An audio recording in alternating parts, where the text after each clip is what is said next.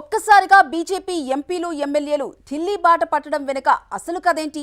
హస్తిన వీధుల్లో కనిపిస్తున్న తెలంగాణ కమలనాథుల అడుగులు కేవలం అభివృద్ధి కోసమేనా, లేక ఢిల్లీ పెద్దల గదుల్లో రాజకీయ చదరంగం మొదలైందా? రైల్వే లైన్లు, జాతీయ రహదారులు, కాళేశ్వరం బాధితుల పేరుతో వినతి పత్రాలు అందిస్తూనే అదే సమయంలో పార్టీ భవిష్యత్తు, స్థానిక సంస్థల ఎన్నికల వ్యూహం, రాష్ట్ర రాజకీయాలపై సీక్రెట్ మంతనాలు కూడా జరిగాయా?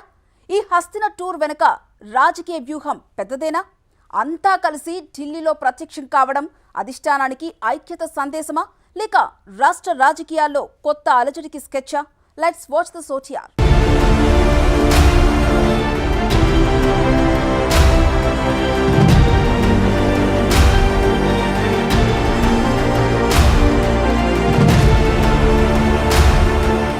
తెలంగాణ బీజేపీలో హస్తిన పర్యటనలు హాట్ టాపిక్గా మారాయి.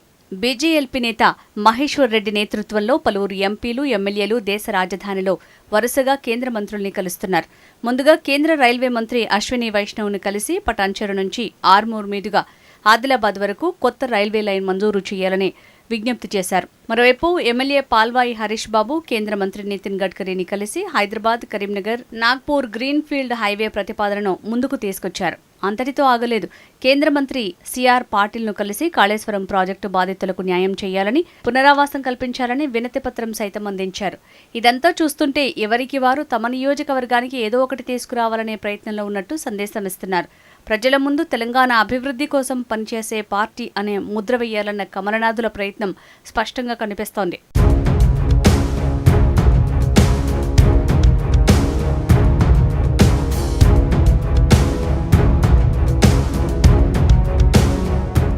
రాజకీయాల్లో కనిపించేదంతా నిజం కాదు, వినిపించేదంతా అబద్ధం కాదు అంటారు.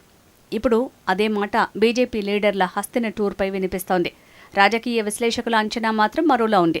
పార్లమెంట్ సమావేశాలు ఒక కారణమే అయినా అసలు చర్చలు పార్టీ బలోపేతం, భవిష్యత్తుపైనే జరిగాయని ప్రచారం సాగుతోంది. ZPTC, MPTC, greater Hyderabad, Warangal, Khammam కార్పొరేషన్ల ఎన్నికలు దగ్గర పడుతున్న వేళ తెలంగాణలో బీజేపీ దూకుడు ఎలా ఉండాలి, అధికార పార్టీని ఎలా ఇరుకున పెట్టాలి, గ్రామస్థాయిలో పార్టీని ఎలా బలోపేతం చేయాలి, నేతల మధ్య ఈగోవార్, సమన్వయం, ఐక్యత, రాగం వంటి అంశాలపై ఢిల్లీ పెద్దలతో కీలక చర్చలు జరిగాయన్న ప్రచారం జోరుగా వినిపిస్తోంది. ఇక మరో విషయం కూడా రాజకీయాల్లో చక్కర్లు కొడుతోంది. ఇటీవల అంతర్గత విభేదాలపై వచ్చిన ప్రచారానికి చెక్ పెట్టేందుకే అందరూ కలిసి ఫోటోలకు ఫోజులు ఇచ్చారని టాక్ నడుస్తోంది.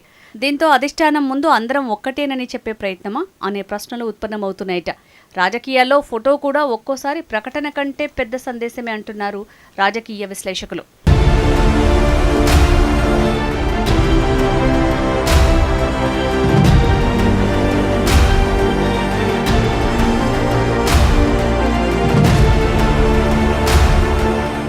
మొత్తానికి కమలనాథుల ఈ హస్తిన యాత్ర ఒకే బాణంతో రెండు పిట్టలు కొట్టే వ్యూహంలా కనిపిస్తోంది. ఒకవైపు అభివృద్ధి పనులకు కేంద్రం నుంచి నిధులు, ప్రాజెక్టులు తీసుకురావటం, మరోవైపు పార్టీని ఎన్నికల మోడ్లోకి తీసుకువెళ్లేందుకు అధిష్టానం రాజకీయ ఆశీస్సులు, మార్గదర్శకత్వం పొందటం.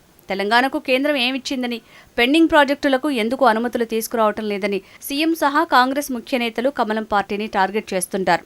వాటికి ధీటుగా కౌంటర్ ఇచ్చేందుకే కాషాయ లీడర్లు ఢిల్లీ టూర్లో బిజీగా గడుపుతున్నట్టు తెలుస్తోంది. రాజకీయాల్లో శాశ్వత మిత్రులుండరు, శాశ్వత ప్రయోజనాలే ఉంటాయి అనే మాట మరోసారి వినిపిస్తోంది. అసెంబ్లీ పోరుకు ముందు సెమీఫైనల్ పోరుగా గ్రేటర్ హైదరాబాద్ కార్పొరేషన్తో పాటు వరంగల్, ఖమ్మం కార్పొరేషన్ల ఎన్నికలను ప్రతిష్టాత్మకంగా తీసుకుంది. దీంతో ఎన్నికలు దగ్గర పడుతున్న కొద్దీ ప్రతి అడుగు వ్యూహాత్మకంగానే పడుతుందన్న సంకేతాలు కనిపిస్తున్నాయి. ఢిల్లీలో వేసిన అడుగులు తెలంగాణలో ఓట్లుగా మారతాయా? వినతి పత్రాలు రాజకీయ ఆయుధాలుగా మారతాయా? అభివృద్ధి పేరుతో మొదలైన ఈ యాత్ర ఎన్నికల యుద్ధానికి నాంది పలుకుతుందా అన్నదే ఇప్పుడు హాట్ టాపిక్గా మారింది.